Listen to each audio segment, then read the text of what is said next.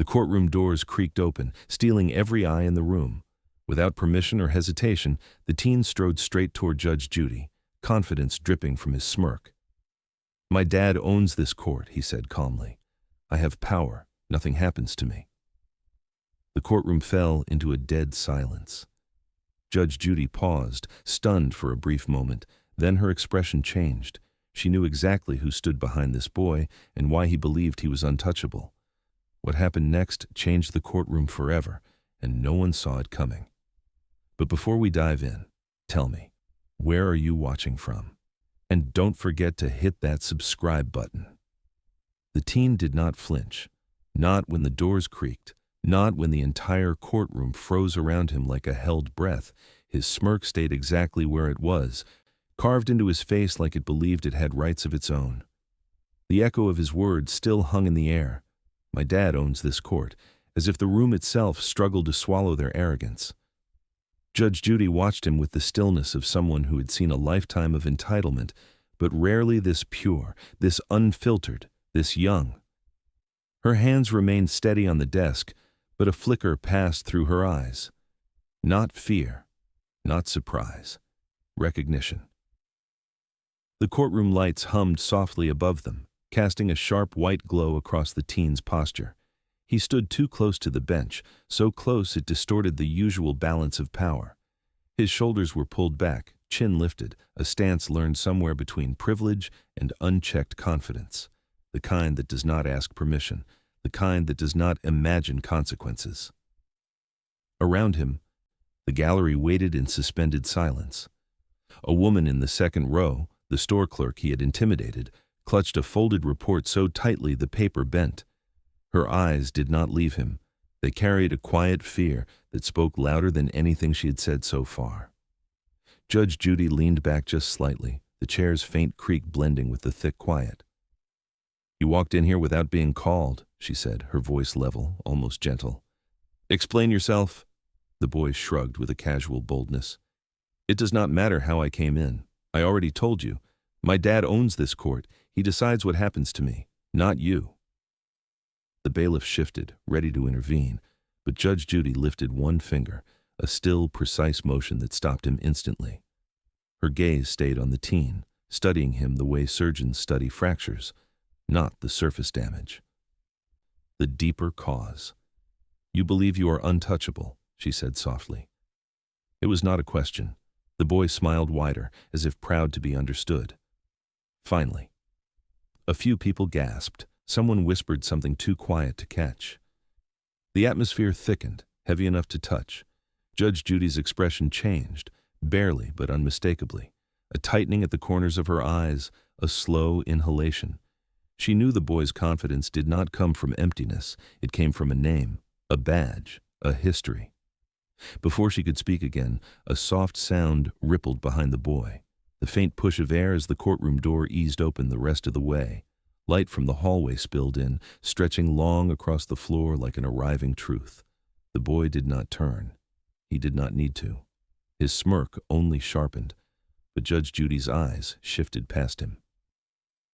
Someone stood in the doorway, someone who should not have been there, and when that figure stepped forward, the boy's smirk finally met something it could not outrun. The silhouette in the doorway did not move at first. It just stood there, tall and still, carved against the hallway light like a figure deciding whether to enter a world already trembling. The teen's smirk remained fixed, but something about the air shifted. It was subtle, like the soft drop in pressure before a storm, the kind that makes everyone glance upward without knowing why. Judge Judy watched the figure step forward, each footfall measured, deliberate, echoing faintly across the courtroom tiles. The badge on his chest caught the overhead lights before the man himself fully emerged. A polished shield, a uniform pressed with military precision, shoulders square, posture rigid, expression unreadable. Captain O'Neill. The room recognized him before anyone said his name. Even the bailiff straightened instinctively, as if a higher authority had just walked in. But authority did not feel like the right word. Presence was more accurate, heavy, controlled, dangerous in its quiet. Judge Judy felt the weight of the moment. She had seen parents appear for their children before. She had seen excuses, denials, tears, anger. But this was different. This man walked in as if he already understood what his son had done, and perhaps worse, what he himself had allowed. The teen looked over his shoulder at last, only for a second, just long enough to confirm what he expected. His father had come. His smirk deepened with confidence, not relief. "Told you," he murmured under his breath. Captain O'Neill did not acknowledge him, not with a nod, not with a glance. His eyes were fixed only on Judge Judy, as if the boy in front of him were a stranger he had not decided how to address yet. The teen noticed, and the faintest confusion passed across his features. Judy gestured subtly toward the gallery. "Captain O'Neill, this is not your proceeding. You may take a seat while I finish questioning your son." But the captain remained standing. His voice, when it finally came, was low enough that it did not need volume to command the room. "I am here to observe, Judge. Observe, not intervene, not defend, not correct." The teen blinked, thrown off by the distance in that single word. The store clerk watched with wide, frightened eyes, her fingers shaking against the folded report. She had seen him before, months earlier. In a moment she wished she could forget. His presence had always meant finality, the kind where complaints disappeared instead of being solved. Judge Judy shifted her attention between father and son, studying the silent space between them. It was not warmth, it was not unity. It was a carefully built wall, made from years of avoidance, expectation, and unspoken consequences. She leaned forward just slightly. "Captain, are you aware of the statements your son has made in this courtroom?" His jaw clenched, but his answer was careful. "I'm aware of enough." The gallery murmured, sensing something restrained beneath the surface. Judge Judy narrowed her gaze. Her next words cut through the room like a scalpel. "Then you understand that this hearing just changed."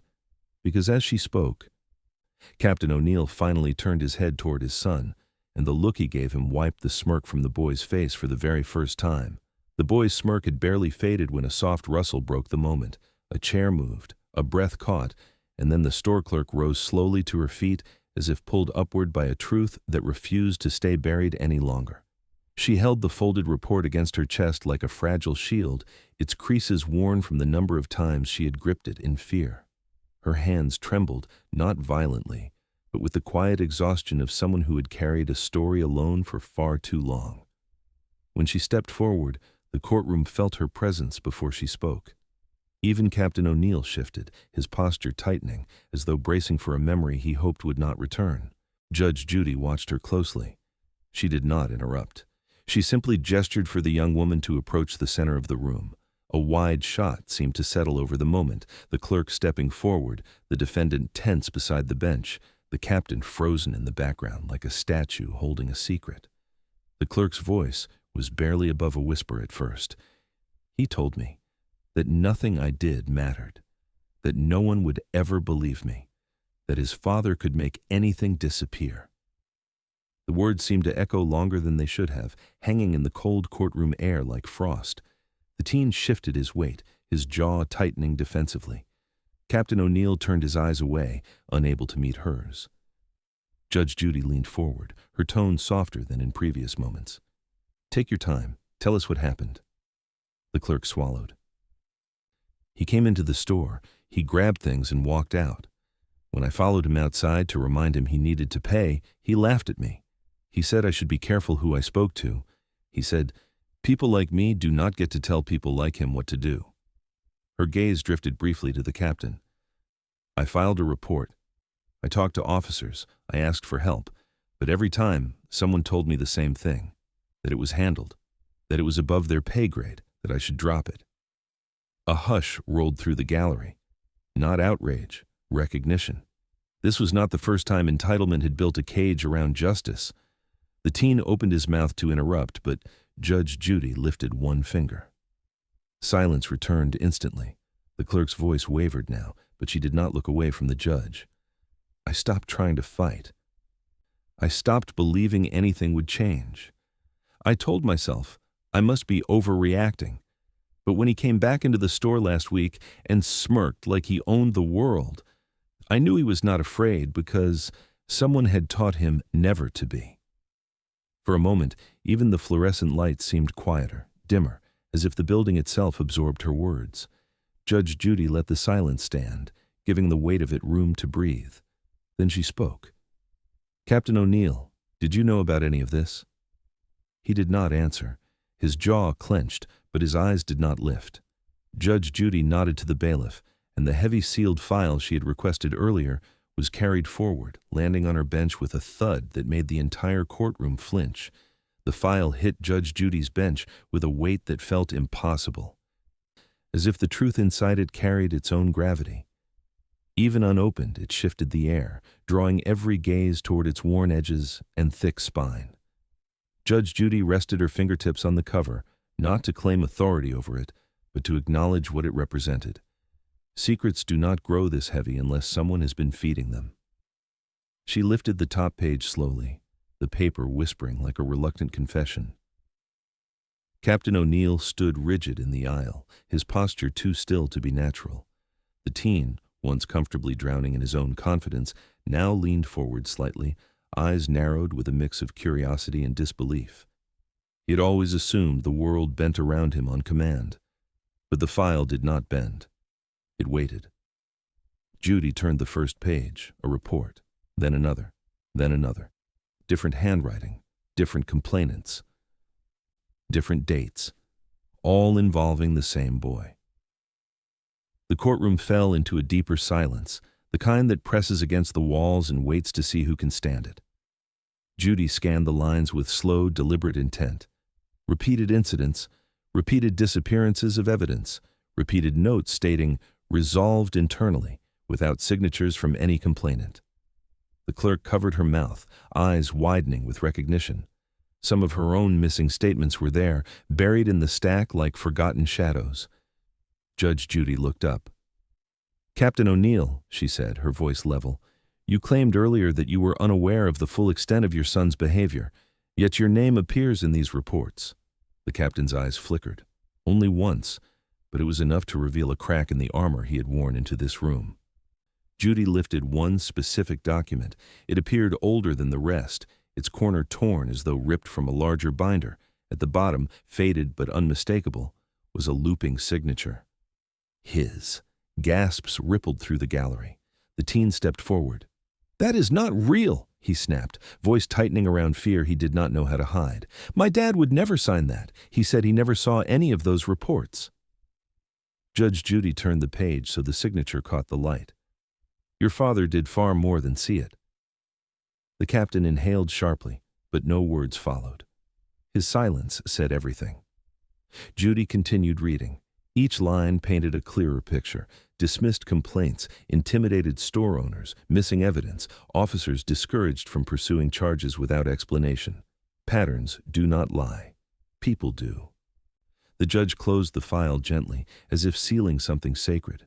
When she spoke, her voice carried the weight of every page inside it. This document was never meant to sit in a courtroom. Someone hid it, someone protected it, someone believed the truth inside it would never surface. She let the silence settle once more. Then she turned the torn page toward Captain O'Neill. "Your signature is on this report. Do you deny that?" His throat tightened. Words hovered, but none escaped. Because before he could answer, the torn page slipped from Judy's hand and fluttered to the floor, revealing a second signature beneath it, half hidden, and unmistakably his again. The second signature glared up from the floor like a truth that had waited too long to be seen. Judge Judy did not look at the page. She looked at the captain, because his silence had already answered more than his words ever could. Captain O'Neill's jaw tightened as the bailiff bent to retrieve the fallen sheet. The courtroom lights sharpened the lines in his face, exposing age, strain, and something deeper, a quiet dread that no badge could shield him from now. The boy stared at his father, confusion flickering behind the arrogance he had worn like armor all morning. Judge Judy tapped the page lightly, her gesture as controlled as the tension rising in the room. "2 signatures," she said, "not one. 2 times you acknowledged these reports before claiming you never saw them." The captain inhaled slowly, air trembling in his chest. "Judge, this is not what it looks like." Judy raised a brow. "Then tell me what it is." The teen cut in before his father could speak. He signed whatever officers asked him to. He does not read everything. This is nothing. This is all being blown out of— Stop! The captain's voice snapped through the room like a breaking branch. It was the first time he had addressed his son directly since entering the courtroom, and the boy froze. Not from obedience, but from shock. That single word carried years of tension, unspoken expectations, and a weight that had been disguised as protection. Judge Judy's gaze sharpened. "Captain O'Neill, do you deny that you authorized the dismissal of these complaints?" His mouth parted, closed, parted again. Finally, words emerged, thin, strained, brittle. I handled them internally." A wave moved through the courtroom, soft but unmistakable. The gallery shifted, whispers rising like restless wind. Judge Judy pressed. "Handled or buried?" The captain lowered his eyes. For a man who had commanded rooms far more dangerous than this one, he suddenly looked small. "I thought I could manage the situation better than a formal process would. My son was struggling." The clerk in the gallery shook her head slowly, a tear breaking free. Her voice echoed faintly in the room, though she said nothing. Judy's tone remained steady, but her words struck like deliberate blows. Struggling does not erase harm, and a badge does not erase accountability. The teen stepped closer to his father, panic creeping into his voice. "Dad, say something. Tell her you did not mean anything by it. Tell her I never—" His father raised a hand, stopping him again, but this time the gesture trembled. A crack, a fracture, the kind that reveals what a uniform has been hiding. Judge Judy sensed the shift. She turned her attention to the teen. "You claimed earlier that you never saw this file, yet you reacted as if you recognized it. Why?" The boy blinked, his jaw tightened. Instinct urged him to smirk, to deflect, to hide behind the confidence he believed he was entitled to, but fear flickered beneath the surface. I saw something like it," he muttered. Judy leaned in. "Where?" He hesitated, and then, with a trembling breath, he revealed the truth. "At home. My father showed it to me." The words hung in the air. My father showed it to me. For the first time all morning, the boy's voice carried something unfamiliar. Not arrogance, not defiance, something softer, thinner, the first sound of a fall beginning. The courtroom reacted like a single organism inhaling sharply. Captain O'Neill's shoulders jerked as though the confession physically struck him. Judge Judy did not move at all. Her stillness became the center of gravity, pulling every gaze back to her. "Your father showed you this file," she repeated, her tone calm, even gentle. "Why?" The boy swallowed, his confidence fractured in small, visible pieces. He said I needed to understand how much trouble I could get into if I was not careful. He said I needed to know who was on my side." Judge Judy watched him with eyes that saw deeper than his words. "And what did you understand from that?" He hesitated. The smirk he always relied on tried to return, but this time it never fully formed. His face tightened, his breath uneven. "I understood that nothing would happen to me. That he would take care of things. Like always." A low murmur rippled through the courtroom, the kind that sounds like disbelief colliding with understanding. The victim's fingers trembled around the report she still held. She looked at the boy differently now, not as a monster, but as someone shaped into something dangerous by hands meant to guide, not excuse. Captain O'Neill's voice finally broke through the tension. "I never told you that," he snapped. "I never told you that nothing would happen." But his words wavered. Everyone heard it. Even he heard it. The boy turned toward him, eyes burning with confusion, betrayal, desperation. "You did not need to tell me. You proved it every time." Silence cracked open in the room. Heavy, uncomfortable, honest. Judge Judy leaned forward, her gaze shifting between them. "Captain, your son learned immunity. He learned it because someone taught it to him. Whether you intended that lesson or not is no longer the question. The question is, what did it cost him, and what did it cost everyone else?" The captain breathed out slowly, the kind of breath that carries years of buried guilt. He did not answer. He could not. The boy's breathing changed, faster, shallower. His foundation, made of privilege, assumptions, and invisible shields, was breaking apart beneath him. He looked younger now, smaller, less invincible and more human than he had allowed himself to appear. "I did not mean to hurt anyone," he said weakly. I thought this was how things worked. I thought I could not fall." Judge Judy's voice softened, but the softness carried truth, not comfort. "Everyone can fall. The real question is whether they learn before the ground hits." A hush fell, still and tight. Then Judy shifted slightly in her seat, eyes narrowing toward the father. "Captain O'Neill," she said slowly, "your son believes he has never faced consequences." She paused, letting the implication sharpen. "So tell this courtroom, did you ever intend for him to?" The question struck the room like a sudden drop in temperature. Judge Judy's words still floated above the silence.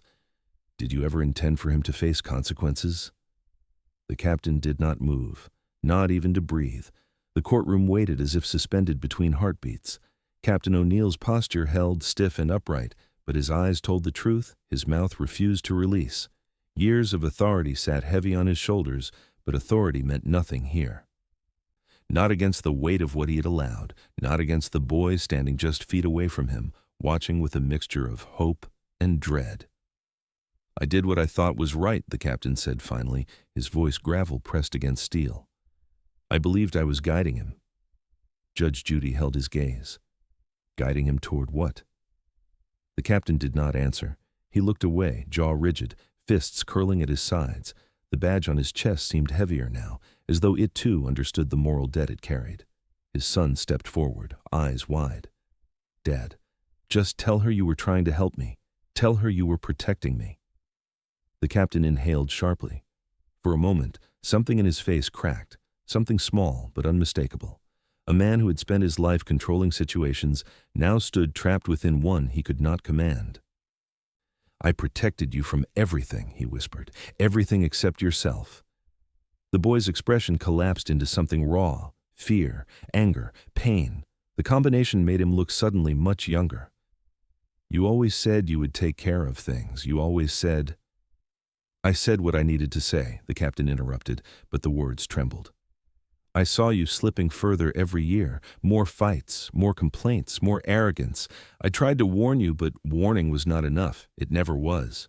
The gallery watched the exchange with an uncomfortable stillness. These were not just revelations. These were wounds finally surfacing after years of pretending they were not there. Judge Judy leaned forward, her voice low but unwavering. "Captain, you did not guide him. You sheltered him. There is a difference. Guidance teaches responsibility. Shelter erases it." Her words hit him harder than the evidence had. His eyes closed for a moment, his breath uneven. The boy reached toward him, desperate. "Dad, please say something, please." But instead of reassurance, the captain's hand drifted toward his jacket. A sudden motion, too sudden. The bailiff stiffened. The gallery tensed. Even Judge Judy's expression narrowed, assessing the movement with piercing precision. The captain paused mid-motion, realizing too late that every eye in the room had locked on him. His hand hovered over the inside pocket of his uniform, a gesture full of fear, memory, and instinct. "Captain O'Neill," Judy said, her voice firm but calm, "take your hand out slowly." He obeyed. What emerged was not a weapon. It was his badge. He held it in his palm, staring at it as though seeing it for the first time. The metal reflecting the courtroom lights like a fractured truth. His shoulders sagged beneath the meaning of it. His son stared, disbelief widening his eyes. "Dad, what are you doing?" The captain did not look at him when he answered. "I am doing what I should have done a long time ago." The captain held his badge in his open palm, its polished surface catching the light like a confession he could no longer avoid. The courtroom did not breathe. Even the boy stopped moving, eyes locked on the symbol that had always protected him, now trembling in his father's hand. Captain O'Neill looked at the badge as if it belonged to someone else. His thumb brushed the edge, a slow, almost reverent gesture. Years of authority, decisions, and half-truths shimmered in that metal, but it was the weight of what he had ignored that bent his shoulders now. Judge Judy watched him without blinking. She knew this moment was not about a piece of metal. It was about a man who had spent his life enforcing consequences, except in the one place where they mattered most. Finally, the captain lifted his gaze. His voice came out low, stripped of command. "I cannot defend any of this. I cannot defend what I became." The teen shook his head, panic flaring again. "Dad, stop. You are making this worse. You are supposed to stand up for me. You always do." The captain swallowed hard. "I should never have." The boy's mouth fell open, but no words formed. His sense of invincibility, once bright and sharp, now flickered like a dying light. Judge Judy saw it. The moment entitlement began to understand consequence. The captain stepped forward and placed his badge on the table in front of the judge. The sound was soft, but it cut through the room like a blade, a final note to a song he no longer wished to conduct. Gasps broke through the gallery. The clerk covered her mouth. Even the bailiff shifted, unsure how to hold the weight of the moment. Judge Judy leaned forward. "Captain O'Neill, relinquishing your badge will not erase the harm allowed under it." "I know," he said quietly, "but it is the first honest thing I have done in years." The boy stumbled a step closer to him. "Dad, please, I need you." The captain turned to his son, and for the first time since entering the courtroom, there was no hardness in his eyes, only grief. "You needed accountability. I gave you silence instead." The boy's hands shook at his sides. His voice cracked. "I thought you were proud of me." "I was afraid for you," the captain replied, voice thickening. "Afraid of what you were becoming. Afraid of what my choices were turning you into." Silence stretched wide, deep, suffocating. Judge Judy broke it with a measured breath. "Captain, your willingness to take responsibility is noted, but this case is far from over." The bailiff suddenly approached the bench, a folder in hand, his expression tight with urgency. "Your Honor," he said quietly, "new evidence has just arrived." Every eye turned. Judge Judy took the folder, her gaze sharpening as she opened it. The captain stiffened. The boy held his breath. Inside the folder was a single USB drive. The bailiff continued. "It contains footage that appears to contradict statements made by both the defendant and Captain O'Neill." A ripple of shock moved through the room. Judge Judy looked up slowly. "Play it," she said, and the moment the screen flickered to life, the boy whispered, "This is not possible." The screen glowed to life with a cold, bluish light that washed over the courtroom walls. Every face tilted upward, every heartbeat seemed to slow, and the boy, who had never feared anything, stared as if the screen might swallow him whole. Judge Judy folded her hands, giving the bailiff a single nod. The footage began without sound. Only grainy nighttime video from a security camera outside the store, a sidewalk, a street lamp, a wind that whispered through shadows. Then the boy appeared. Not the boy standing in the courtroom, not the shaken, unraveling version who clung to whatever remained of his father's approval. This version walked like he owned the street. His stride was sharp, almost predatory. He leaned over the store clerk, cutting off her path with a confidence that tasted like danger. A hush rippled through the courtroom. The audio kicked in. "Do you understand what will happen if you tell anyone?" his recorded voice said, cold, controlled, frighteningly certain. "This time, not even my father can stop what is coming." The captain flinched as if the words struck him physically. His son's shoulders curled inward, shrinking with every second of the recording. The smirk he once wore so casually dissolved into something hollow. Judge Judy watched the screen, unblinking. No one else dared move. The boy in the footage stepped closer to the clerk, his shadow swallowing hers. His voice dropped lower, darker. "I will ruin you. I will ruin anyone who gets in my way." He tapped her shoulder with a force that made the gallery gasp. "You think fear is the worst thing I can give you?" The clerk in the courtroom wrapped her arms around herself, trembling. The boy standing before the judge shook his head helplessly. That is not what I meant. I did not mean it like that. I was angry. His voice cracked, his attempt at denial frail and collapsing. Captain O'Neill stared at the screen with tormented eyes. He whispered, barely audible, "I had no idea." His hands trembled as though the badge he had surrendered moments earlier still burned against his palm. Judy studied the captain's face, searching for truth, for regret, for the remnants of a man who once believed he could protect what he loved by bending the world out of shape. What she found instead was a father watching the consequences of his silence take form in front of him. The video ended with a final frame, the boy walking away, leaving the terrified clerk behind. The image froze there, him disappearing into the night while the present boy stood under fluorescent lights, unable to look at the screen anymore. Judge Judy exhaled softly, the sound cutting through the suffocating quiet. "This," she said, "is not anger. This is intimidation. This is escalation. And this is the behavior you believed your father could shield you from." The teen's face crumpled, fear finally overriding arrogance. Captain O'Neill lowered his head into his hands. A long silence followed, a silence thick enough to feel. Then the boy whispered something under his breath, so faint that only Judy heard it, and she straightened sharply. "Repeat that," she ordered. His lips moved again, barely, a whisper trembling at the edge of sound. Judge Judy leaned forward, her eyes narrowing, because a courtroom that had heard threats, denials, and arrogance all morning had never heard this boy speak like that. The boy stood trembling, the fluorescent lights bleaching the color from his face. His breath shuddered through him, uneven in a way that betrayed a truth he had fought since the moment the doors opened. His bravado was gone. Confidence gone, the facade of invincibility gone. "Repeat it," Judy said again, her tone quiet but unyielding. He swallowed, trying to steady a voice that no longer obeyed him. "I said, I did not mean any of it." Judge Judy did not soften. "What did you not mean? The threats? The intimidation? The claim that no one could stop you?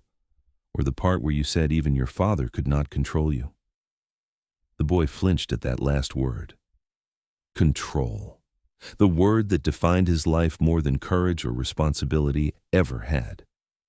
He looked at his father then, as if searching for the version of the man he had always imagined, untouchable, unwavering, undefeatable.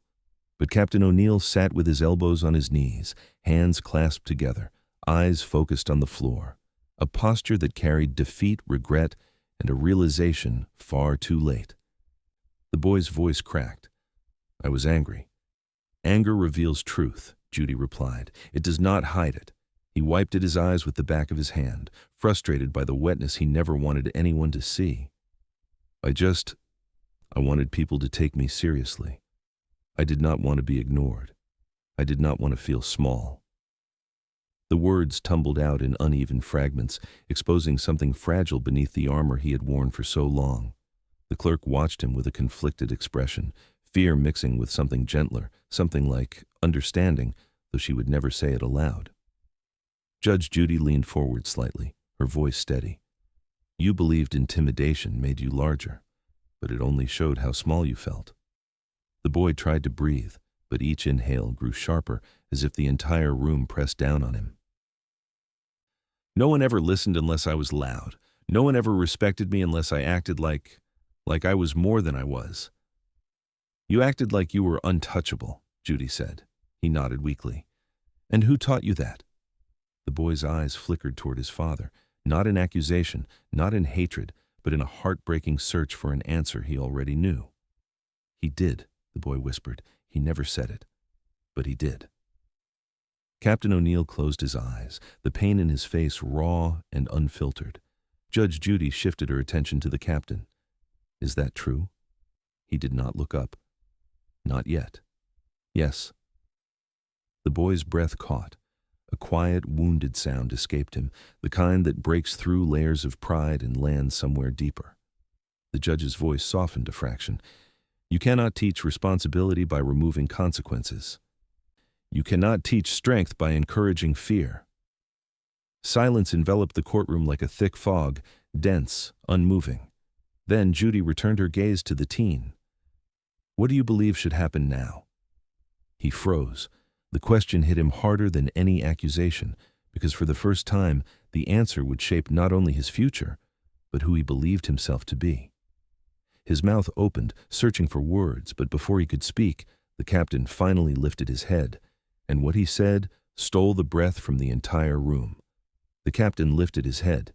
His eyes were red at the edges, not from tears. He was not a man who cried easily, but from pressure, from holding back a truth that no longer fit inside him.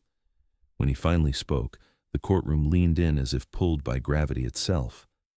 "I failed you," Captain O'Neill said, his voice low but piercing. "Not by protecting you, by pretending protection was love." The boy blinked, stunned. Emotion tightened his throat, leaving him suspended between anger and heartbreak.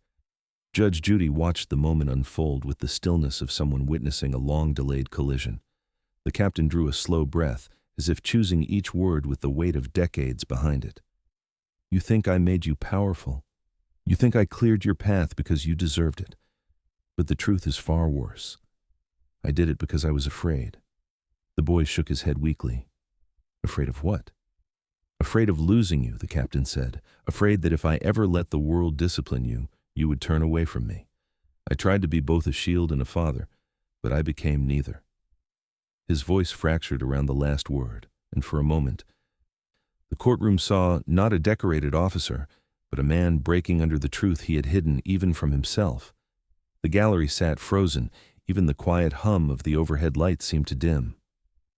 Judge Judy pressed gently, "Captain, what were you afraid you would discover if you let your son face consequences?" He hesitated.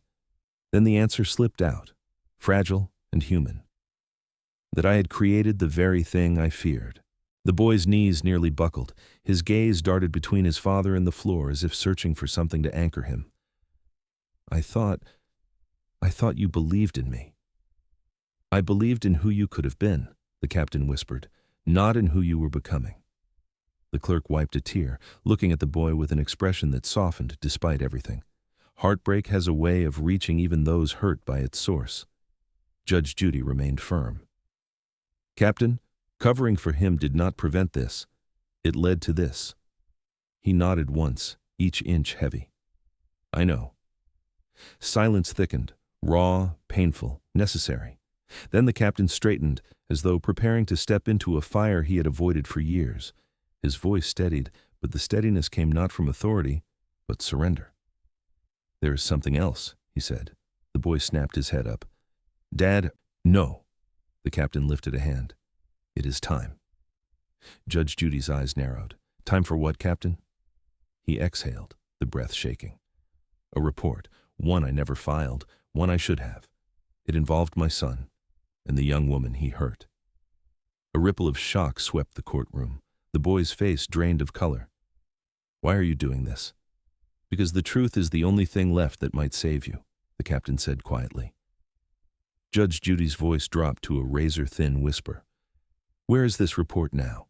The captain looked at her, then at his son, then at the clerk, and with a voice hollowed by regret he answered, "It is still at home, hidden, because I was too afraid to bring it here." The confession settled over the courtroom like falling ash, silent, suffocating, impossible to ignore. A hidden report, a choice made long before today. A truth that could have changed everything if only it had been allowed to breathe. Judge Judy's eyes sharpened, not with anger, with something colder, something carved from years of understanding exactly how damage grows when responsibility shrinks. She let the silence linger, forcing every person in the room to sit with the meaning of what the captain had just revealed. The clerk clutched her arms around herself, her breath catching. "There was another report?" she whispered. The tremor in her voice was not shock. It was confirmation of a suspicion she had once allowed herself to dismiss for the sake of hope. The captain looked at her, unable to lift his chin fully. "You came to the station months ago. You said he followed you home. You said he frightened you." His voice fell into a painful whisper. "I wrote it down. I intended to file it. I told myself I needed time to think." "And then?" Judge Judy asked, knowing the answer but demanding the truth. He swallowed. "Then I convinced myself it would ruin his future before it had begun. So I put it away." The clerk's eyes filled instantly, tears rising not from the harm itself, but from the knowledge that she had been right to be afraid. "You could have stopped him." Her voice cracked. That single break pierced through every wall the captain had built around his own guilt. "I know," he said. "I failed you. I failed him too." The boy stared at his father, eyes wide, breath trembling. "You knew I scared her? You knew what I did?" "I knew enough," the captain confessed. "I knew you crossed a line. I knew you were slipping into something dangerous. I knew I should have stopped you then." His voice thinned. "But I kept telling myself I had time, that you would grow out of it, that it was just a phase." Judge Judy's gaze was fierce. It was not a phase, it was a warning. The boy stepped backward, as if distance might shield him from the truth. "So you saw what I did, and you still protected me?" The captain's voice cracked for the first time. "I thought I was protecting the child you used to be, not the one you were becoming." The victim shook her head, wiping angrily at tears. "Do you know what it felt like to report something and watch nothing happen? I thought I was losing my mind." Her words landed with the force of everything the system had failed to carry. Judge Judy leaned forward. "Captain O'Neill, silence is not protection. It is permission. You did not stop him. You allowed him to believe the world belonged to him." The boy's face twisted, emotions colliding inside him, fear, guilt, disbelief, and the sharp sting of a truth he never imagined hearing. "If you had filed it, if you had done something, I would not be here." The captain nodded slowly. "Yes, that is the truth I live with." The weight of those words held the room still. Judge Judy turned her gaze to the boy, steady, unwavering. "Now that the truth is out, you must face the harm that grew because of what was ignored." The boy lowered his head, shoulders shaking, and then, barely audible, he whispered, "Am I a bad person?" The question drifted into the quiet, small, fragile, and heavy enough to crack the air itself. "Am I a bad person?" It did not come from arrogance anymore. It came from a boy standing at the edge of a truth he was never taught to face. Judge Judy did not answer at once. The courtroom held still, sensing the importance of the moment. When she finally spoke, her voice was softer, carrying a weight that did not punish but illuminated. "People are not born bad," she said, "but choices carve paths, and you have carved a dangerous one." The boy lifted his head slowly. His eyes glistened, but the tears refused to fall, trapped behind years of trying to appear stronger than he ever was. His breath trembled through him, a quiet collapse of everything he imagined made him untouchable. "I did not know what else to do," he whispered. "I thought people respected me because they feared me. I thought fear meant strength." Judy shook her head. "Fear does not create strength. Fear creates silence. And silence from others made you believe you were more powerful than you were." The clerk watched him with a conflicted expression. Her posture softened slightly, not in forgiveness, but in recognition of the human unraveling in front of her. She had imagined him a shape of cruelty, a shadow hunting her steps, but now she saw a much smaller shape, broken, confused, collapsing beneath the truth he had run from for too long. The boy turned toward her, voice unsteady. "I scared you because I was scared. I thought if people saw how weak I felt, they would crush me." The clerk hesitated, then spoke carefully. "I never wanted to crush you. I just wanted to feel safe." His eyes widened, as if the concept had never occurred to him.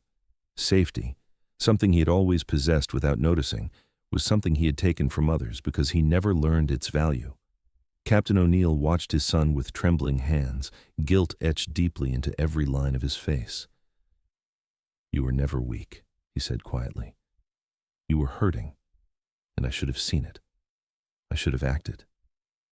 But the boy shook his head, pain twisting through him. "You did act.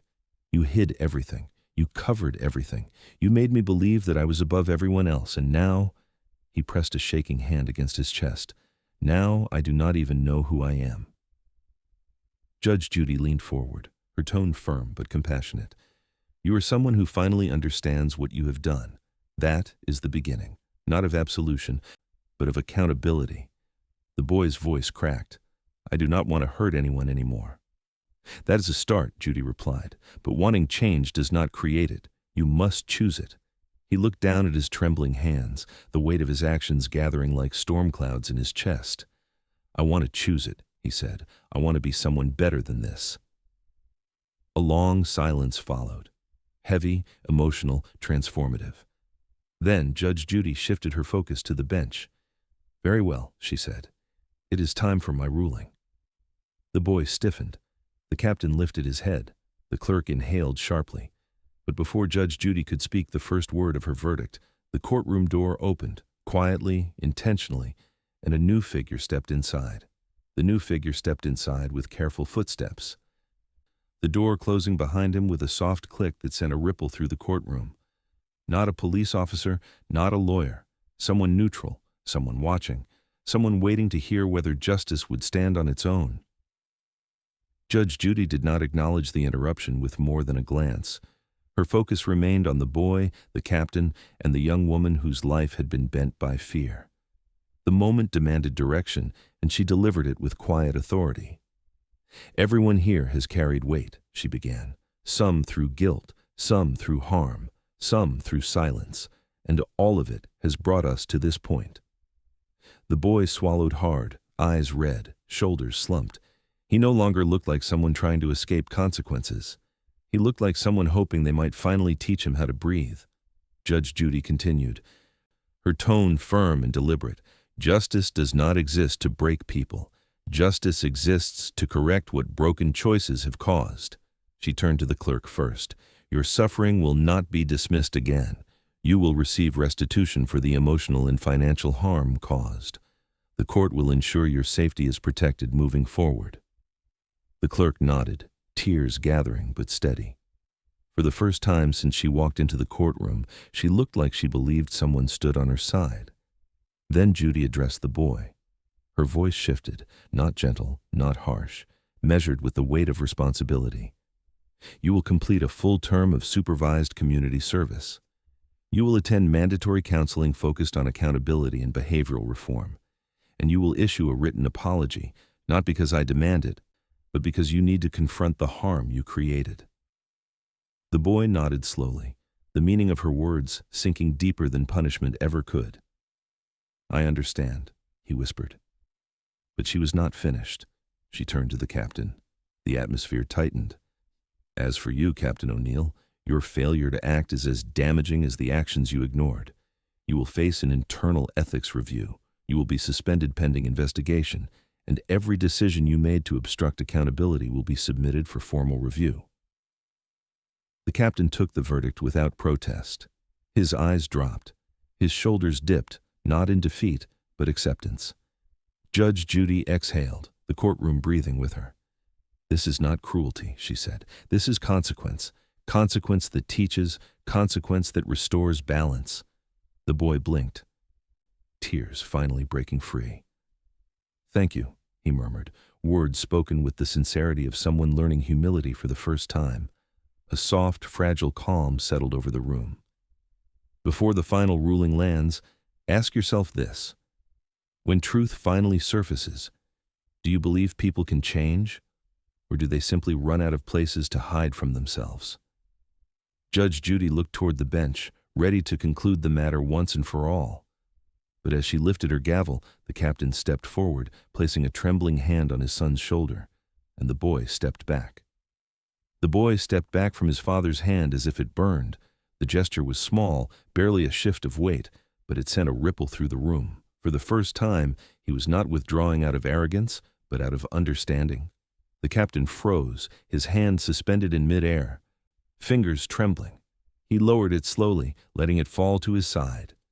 No audience could interpret the look on his face as power. Not anymore.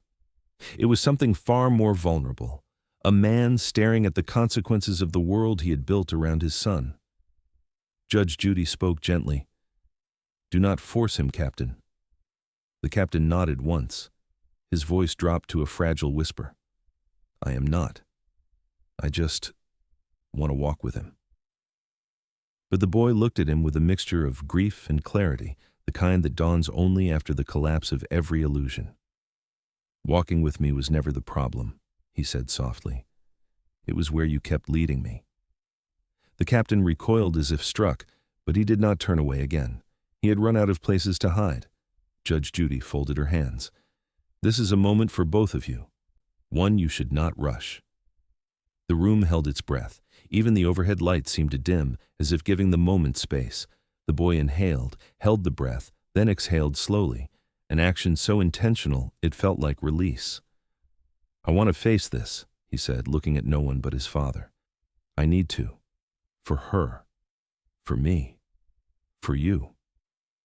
The clerk swallowed, tears sliding silently down her cheek. The boy met her gaze with something unfamiliar but unmistakable. Accountability, not performance. The captain's shoulders sagged. I taught you fear, he murmured, not responsibility. I am sorry. You can show me responsibility now, the boy replied, by letting me take my punishment, not because it is forced, but because it is right. Judge Judy nodded approvingly, a rare softness touching her expression. Growth begins where excuses end, she signaled to the bailiff. The room tensed, but Judy lifted a hand. No cuffs. Gasps flickered through the gallery. This, she continued, is not a criminal detainment. It is a procedural escort for the referral and the mandated evaluation. He will not be treated as a felon. He will be treated as someone who needs correction, not condemnation. The boy stepped forward, voluntarily. The bailiff approached, not with authority, but with quiet respect. He placed a guiding hand near the boy's shoulder without touching him, giving him the dignity of movement. The captain moved toward his son again, tears finally forming in his eyes despite every effort to hold them back. I will come with you, he whispered. The boy shook his head gently. No, you need to face your consequences too. The captain froze. And then, slowly, he nodded. Acceptance, not resistance. Judge Judy rose from her bench, her gaze sweeping across the courtroom. Today, justice was not about punishment. It was about truth. And truth, when faced honestly, can rebuild what fear once destroyed. The boy turned toward the exit, walking with steady steps, not dragged, not shielded, choosing the path he had avoided his entire life. The captain watched him go. The clerk let out a breath she had been holding for months. Judge Judy lifted her gavel one final time. Because in the end, the hardest arrest is not made with handcuffs, but with the moment someone finally stops running from who they have become.